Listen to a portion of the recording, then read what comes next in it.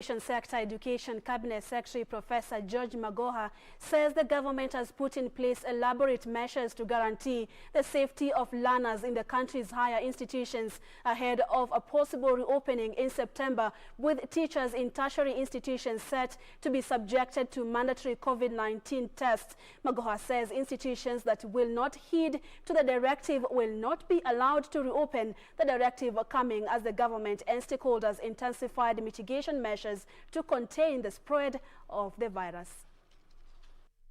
It is a delicate balancing act for the government as it seeks to control the spread of COVID-19 disease and recommence the school calendar that was suspended following its outbreak in the country. And amid uncertainty over the exact date schools will reopen, Education Cabinet Secretary Professor Prof.Magoha says tertiary institutions will have to satisfy strict guidelines, including mandatory COVID-19 tests for their staff before reopening. Magoha saying ensuring that schools adhere to the social distancing guideline remains the biggest challenge yet as the government mulls a reopening of schools. What about the boarding situation? Nobody has told me whether they have double decks in these schools or not.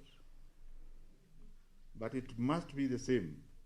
If you have double decks and there are no children, you must make sure that one bed is 1.5 meters away from the other one.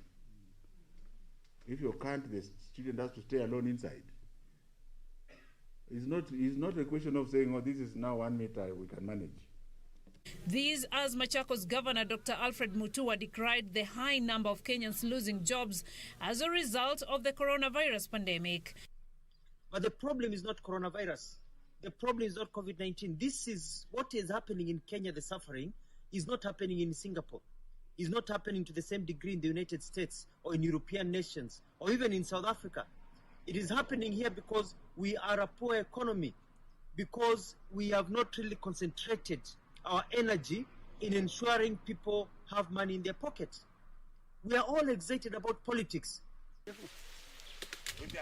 Elsewhere, Miraa farmers and traders from Miraa growing region of Meru County have decried restriction of movement in Mandera County that has hampered movement of the product to neighboring Somalia. Lakini kutoka siku corona ilikuja mpaka ikasimamishwa, sisi hatujawahi uza kilo moja ya miraa kutoka hiyo siku moja fungwa. Kwa hivyo ningeliomba rais wetu Uhuru Kenyatta atuhurumie, aone sisi ni wakulima, sisi ni wananchi na ni wanawake, ni wanawake. Tumetaabika, hatuna kitu ya kutumia kwa watoto wetu, hatuna kitu ya kutumia kwa nyumba.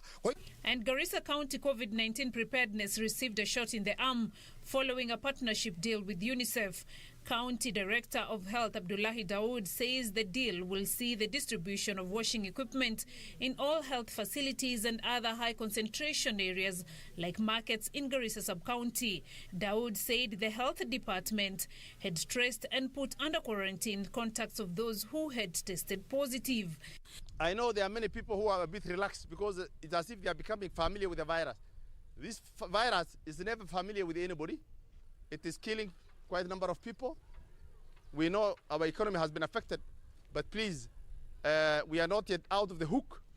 So we are requesting our communities to adhere to the Ministry of Health guidelines. Beatrice Gatonyengetich, Channel 1 News.